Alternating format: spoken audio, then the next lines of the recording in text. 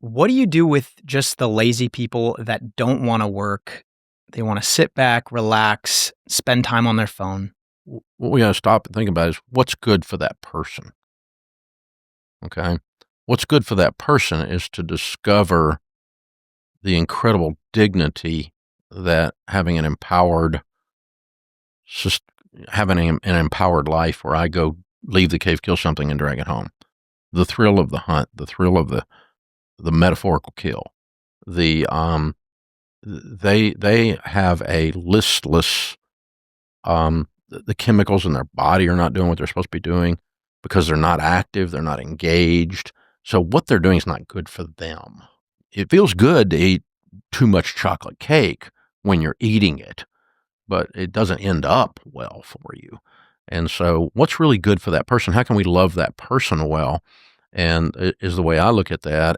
And so if that was my son or my daughter, what would I do if I'm a loving father, not a harsh father, not a mean father, but someone who really wants what's best for them? What's best for them is that they engage something, that they get the dignity of hard work, of getting a mental or a physical callus, that they actually get the feeling that we have all had by accomplishing some things, and you don't get that sitting on your couch, playing Call of Duty, and so highest depression rate ever, highest rate ever.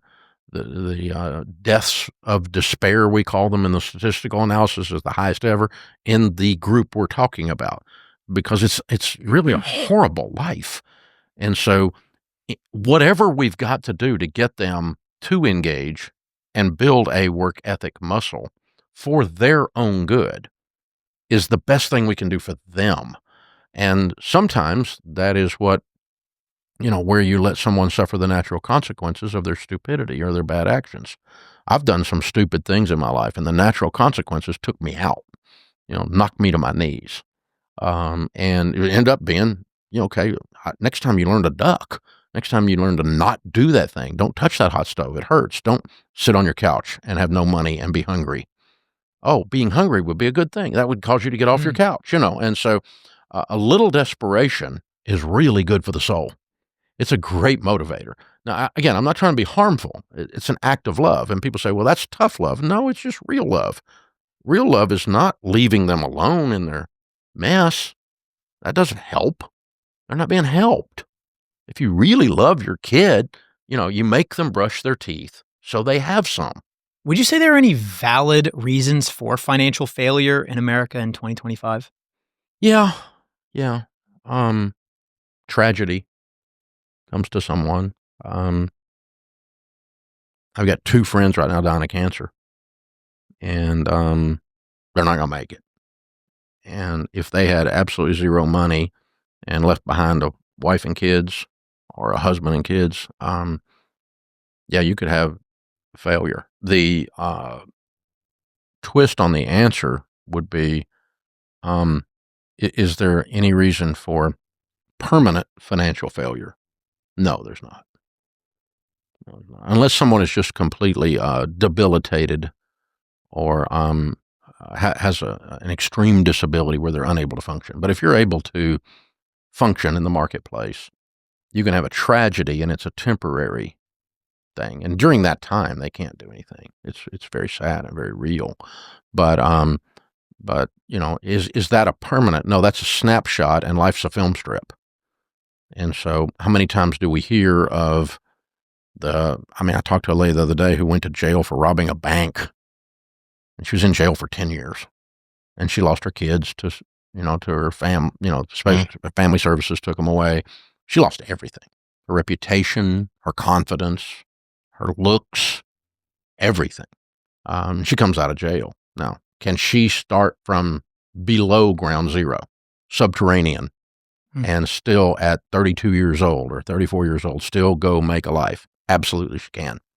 But her biggest problem is like a buddy of mine who grew up in a really low income area. He said, getting out of the hood is not as hard as getting the hood out of your head. So her biggest problem is overcoming her mindset and believing and having hope again, and seeing a system that she could use from you guys or me, that she could use to actually go and, okay, I can go get this job, and then I could do that, and then I could take this class, and then I could do this, and I have a career path, and then I could start saving and investing. And, mathematically, can someone starting from nothing and no reputation, that's a convicted felon, become prosperous over 30 years in America? Absolutely.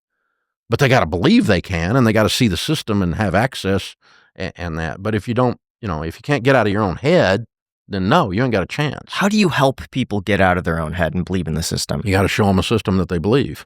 It's called hope.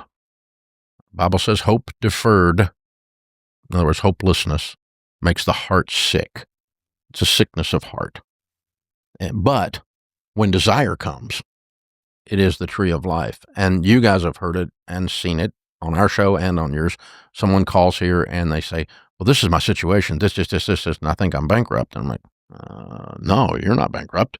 If you sold that and you did that and you moved that over there and you quit trying to hold on to that, you're not only not bankrupt, you're going to actually come out of this with a positive net worth. And then you go from there. And they go, you can hear the light bulbs going off on their head, right?